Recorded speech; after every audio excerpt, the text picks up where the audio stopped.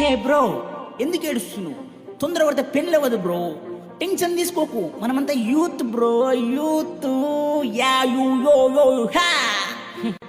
తమ్ముడు, నీలేకనే ఒకప్పుడు నేను యూత్ యూత్ యూత్ యూత్ అనుకొని బట్టలు చింపుకొని తిన్నా. ఇప్పుడు పిసుకుంటున్నారా? నా మాట ఇన్రా.